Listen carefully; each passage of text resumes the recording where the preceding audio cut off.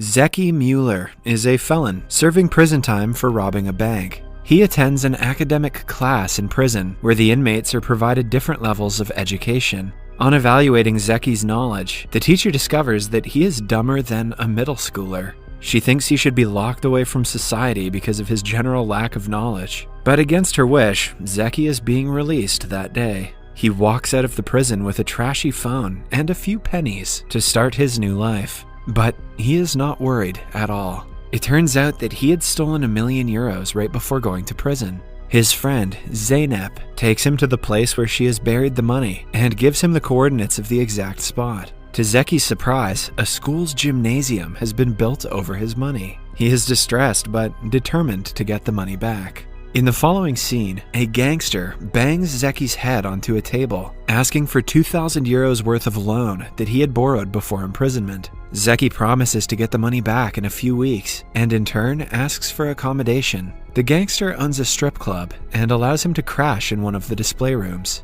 That night, Zeki decides to get a job as a janitor in the school. That way, he can gain access to the gymnasium and can build a tunnel up to his money. The following day, he goes to the school for an interview and bumps into a teacher named Lisi. She has a cheerful personality, a trait that her students either love or hate. Zeki goes to the principal's office and sees a bunch of people waiting for a job interview. Although they are overly dressed for a janitor, Zeki doesn't think much of it. To get rid of the competition, he breaks the fire alarm, making everyone run away. When the principal comes outside, he tells her a student broke it, accidentally. Zeki soon finds out that the principal thinks he is there to apply for the job of a substitute teacher. He tries explaining otherwise, but she doesn't give him a chance. When Zeki finds out that the teachers get a spare key to the gym and a salary of €2,000, he cannot let the opportunity go. Now, the only problem is his academic qualifications that he needs to hand in the next day. Outside the school, Lisi is trying to stop a student who is smoking. Zeki helps her and asks her for a favor. He pretends to be interested in sharing the syllabus, but in reality wants to steal her academic certification to use it as his own. Later that day, they meet at her house and share an awkward conversation. When she is distracted, Zeki drugs her cup of tea and causes her to pass out. Taking the opportunity, he searches the entire house for her academic certification and tries to print it, but just as he's in a hurry, the printer refuses to work. So instead, Zeki transfers the file to a flash drive. Lisi's friend Caro arrives at home and is about to catch him in the act. Zeki makes it seem like he and Lisi are in bed together and covers up his plan.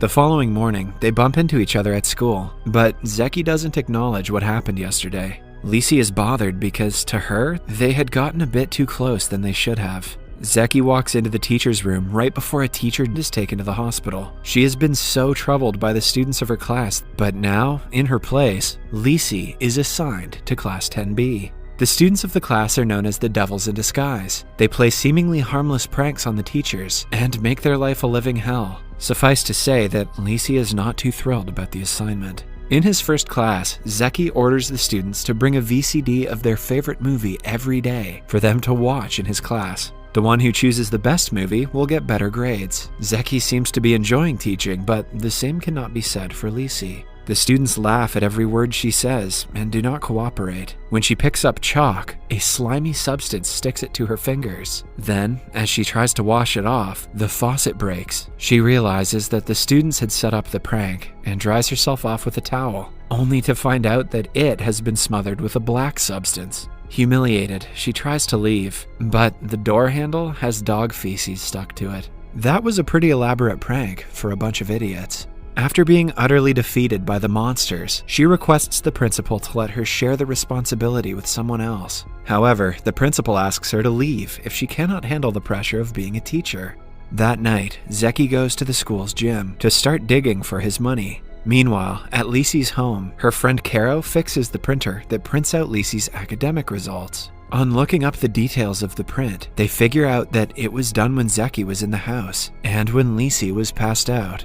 Lisi suspects him of using her diploma to get the job. She drives to the school and checks his files in the principal's office. After matching the results, she realizes that her suspicion is true. Minutes later, she bumps into Zeki and calls him out for using her diploma. He asks her to name her price, but Lisi doesn't want any money. All she wants is to get rid of her duty as 10B's teacher.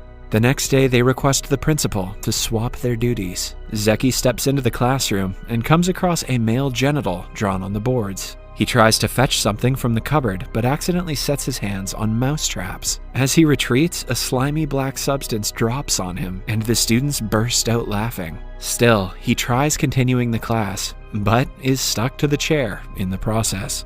The following day, Zeki arrives prepared with a paintball gun. Some students are outside skipping class and refusing to come even when asked. He hits them with the gun and gathers them all in the classroom. He only wants them to stay quiet for his period and doesn't care if they study or not. When Lisi arrives to ask for chalk, she sees a student crying. She tells Zeki about it, to which he asks the student to cry silently. Lisi realizes that he isn't teaching them anything and is getting paid for just sitting there. That night, Zeki is kicked out of the strip club because of accommodation difficulties. With nowhere to go, he ends up at Lisi's home. Lisi and Caro mistake him for an intruder, which he kind of is, and beat him up before realizing who he actually is. He stays the night at the house with Lisi, Caro, and Lisi's younger sister, Laura. The next morning, Zeki begs Lisi to let him stay at their house for 2 weeks. Initially, she doesn't want a fraud like him around them, but then she gets an idea. She agrees to let him stay, but only if he actually teaches 10B and doesn't just hang around with them. Desperate for a place, Zeki accepts the offer. To help him teach, she gives him the reading material and the syllabus. Caro also advises him to control the class's leaders, Daniel and Chantel. If the leaders respect him, the others will automatically follow. Zeki reads the details about the leaders and finds out they are micro-criminals. Later that day, Lisi and Zeki go to the strip club to get dinner. Lisi tells him that Daniel of Class B wants to be a drug dealer in the future, which is the primary reason why he is uninterested in studying. With this information, Zeki might be able to help the students, even though he is not in the least interested in doing so. That night, while digging through the gym, he finds a time capsule buried several years ago. On checking, he discovers Lisi's picture and a note inside.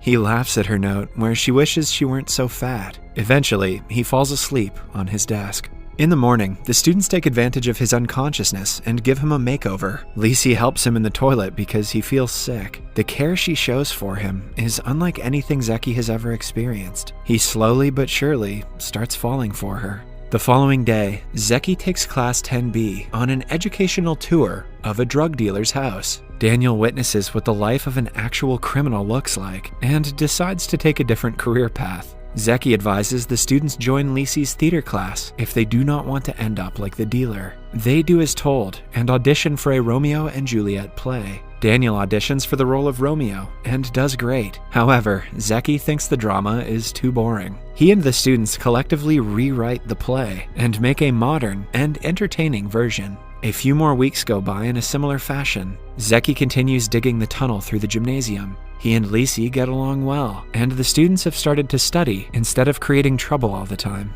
One day, the teacher's ratings given by the students are released on the internet. Lisi is disappointed because she doesn't get selected for any category. To most of the teachers, it's just a silly game, but since Lisi wants her students to like her, she feels extremely down. To make her feel better, Zeki takes her and the students to a station where they vandalize a train. The students see the fun side of Lisi for the first time and start to respect her because she likes crime too. They have to run away after almost being caught by the police, but Lisi enjoys the night nonetheless. The next day, the students greet her in the hallway and politely agree to do everything she says. Then, they go on a field trip to a farm for a project. The children are playing around when they accidentally hit her with a sex hormone that makes her high. At the end of the day, Zeki has to carry her home and calm her hormones down. Her younger sister Laura is worried because the people from Child Services are going to be there any minute. If they see Lisi in such condition, they might reconsider letting Laura live with her. When Lisi wakes up a while later, she sees Zeki and Laura talking to the person from Child Services. Zeki pretends to be her caring boyfriend and kisses her as an act. Smooth, Zeki. After the official leaves, Lisi asks him what he wants in turn for the favor. To her surprise, he replies that he did it for Laura. That evening, Zeki finally finds the money that he had been looking for. He goes through a roller coaster of emotions and starts crying tears of happiness. He then goes to the strip club and pays off his debts. When asked where he wants to go now, Zeki claims he has started to like his new life. On the day of the modern Romeo and Juliet play, everyone is nervous. But at the end of the day, the play is a hit and gets second place in the competition. The students are overjoyed because this is the first thing they did as a group that was successful. The following day at gym class, a student performs a high jump and accidentally reveals the tunnel under the gymnasium. While Lisi goes down to check, she overhears Zeki on the other side talking to someone on the phone. He reveals everything about his true intentions for coming to the school. Lisi feels betrayed and used by him. She also learns about his past as a criminal and threatens to call the police if he does not leave his job and her home immediately. With no way to convince her otherwise, Zeki agrees to go away. The next day is the big test that the students have been preparing for a long time. Before it starts, they bring out different pictures and stare at them. On being asked, they reveal that Zeki had advised them to bring a picture of what they love the most to keep them motivated. A student informs Lisi that Zeki's motivation photo is in his drawer. Curious, she checks it and finds a picture of herself that he had found in the time capsule.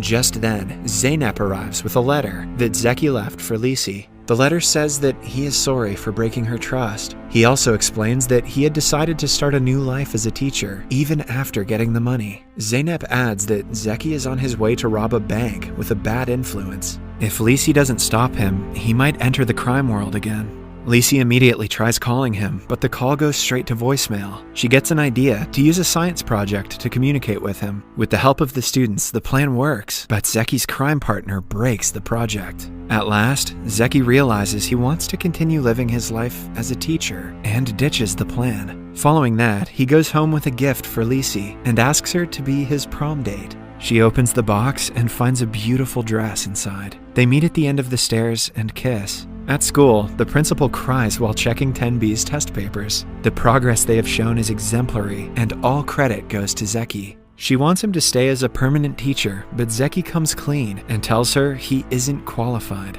The principal doesn't seem to care. She forges a high school diploma for him and allows him to stay. Not sure what the moral is on that one. At last, the couple joins everyone at the prom and enjoys it.